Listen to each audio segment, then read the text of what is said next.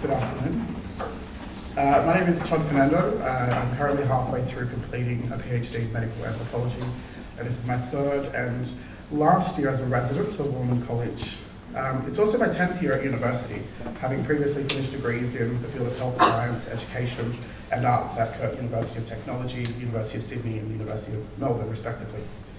Before arriving to Ormond in 2014, I lived in Sydney, a place where I spent most of my adolescent years, finishing high school in 2006, when I'm sure many of the Ormondians sitting here today were just starting. I spent my childhood years living in a town called Condobolin, which is smack bang in the middle of New South Wales, and the heart of Wiradjuri country, my country. Condobolin is the derivative name from Condobolin, a Wiradjuri word meaning shallow crossing, as the town is situated where the Lachlan and the Goobang rivers meet. My family have always lived on these lands for hundreds of generations, and their sovereign psyche continues to ground and guard the strength of a people who resist a type of chattel freedom where the value of the people is predicated upon the extent to which they serve the interest and institutions of others, much like the sovereign energy we have on the lands of the Wiradjuri people of the Kalarie Nation. I want to thank Marty and his brother and their families for this opportunity to be one half of this year's recipient. The scholarship honours the life of Marty and Larry's mother, whose intellectual capacity to understand the need for peaceful dialogues continues to inspire her children, who have manifested a legacy in multiple ways, this oration being one of them. Along with Della Bedford, the award is an acknowledgement of our continued achievements here at Ormond and within the wider university community. When I began to write this speech, I reflected on my own educational journey.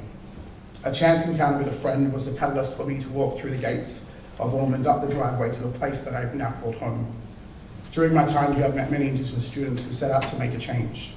I'm immensely proud of the achievements of this year's Indigenous cohort. Their sheer resilience and capacity to learn fuels my desire to continue. They, like most Aboriginal young people, sorry, I just forgot where I was at. They, like most other Aboriginal young people, are beginning to make a change in the places that we do call home. For those who don't know, Aboriginal Australia is roughly 3% of the population. And to break that down further, 60% of Aboriginal people are below the age of 24. 60% under 24. Meaning that the median age for Aboriginal Australia is 21, comparing that with non-Indigenous Australia, which is 37. These age demographics show that the growth of Aboriginal Australia mirrors that of developing countries rather than the developed one that we call Australia. This simple type of data allows us to understand a different perception of this population even further. We can consider these statistics in areas of health and education, business and economics, law and so forth, and see greater advances of Aboriginal participation. But we also continue to hear the conflicting stories about the disadvantage that apparently ravages the whole population. These deficit narratives are present in conversations here in Australia. Most Australians and our international visitors first really learn about Aboriginal people through this data that is often grounded in damage-centering ways. We become shocked and outraged at these concerning statistics, and we often couple this narrative with others we pick up along the way. These stories become cemented in schemas that unfortunately do little to help.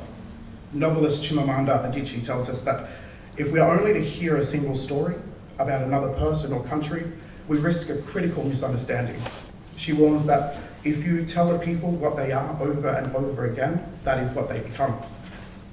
So I'm often reluctant to talk about the deficit narratives that paints a picture of Aboriginal communities out of fear of causing more damage. We look to native Alaskan academic Eve Tuck, who laments that the research on our communities has historically been damage-centered, intent on portraying our neighbourhoods and tribes as defeated and broken. As a community, we must forge new narratives to sit alongside as indicators of achievement. In 2008, 700 state schools across New South Wales, Victoria and WA only produced 147 Aboriginal kids eligible for university. 700 schools produced only 147 kids. Now, that number has significantly risen over the last 8 years, and with it comes success stories that make you stop and think about the seriousness of the situation. We look at success stories like Lily Brown at University of Melbourne, PhD student, who was the first, and a friend of mine who sparked my journey to Melbourne, to the first person to graduate from Cambridge University. We look to Luke Patterson, who was an ex-Trinitarian and our first at Berkeley.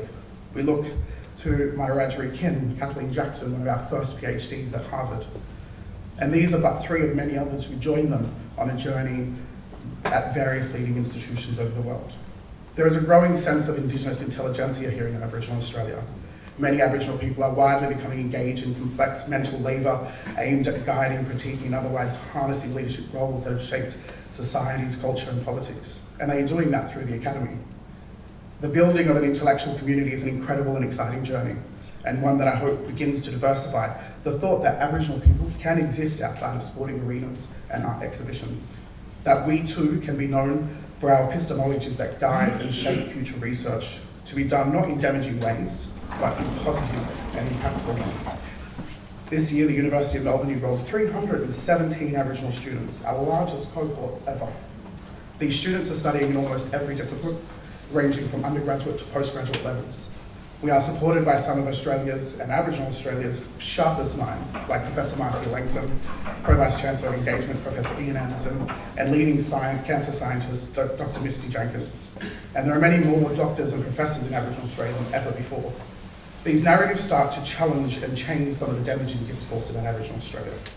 For further inspiration, we look to our Maori brothers and sisters in New Zealand, where they achieved in 2006 an amazing feat. Maori academic Linda Tawahi-Smith, who proposed 500 PhD students in 5 years. In 2006, they graduated 700 in 6 years. Every university in New Zealand put their hand up and did what was the right thing was to help forge new narratives that were not founded in deficit or damage-centering ways. I tell these stories not to make you forget about the desperate areas of need, but to show you just how much change can occur when support is given. When institutions open up their once closed doors and say, hey, we'll be privileged to have you here. By doing so, a disruption occurs, a student is inspired, and Aboriginal Australia has another doctor, another lawyer, another CEO. And even after the ripple effects of these simple acts, we see positive changes in Aboriginal communities. One's journey inspires siblings or kin to achieve the same. To go beyond the idea that sport or art is the only avenue, and to begin to understand that changing a narrative through education can work. Murray, I thank you. Your generosity creates a ripple that not only for future recipients of this award, but the wider Ormond community. Because as long as this award exists at this college, there will always be an Aboriginal student. So in closing, these small stories fit into a larger puzzle of Aboriginal Australia. And the task is to think about our impacts in the world, to understand that for many, a chance to redefine who they are or who they can be, or what it is that they can achieve goes beyond the superficial symbolic gestures that sometimes exist in reconciliation, and demands that as a community, as a nation, we can and we have to do better. So thank you.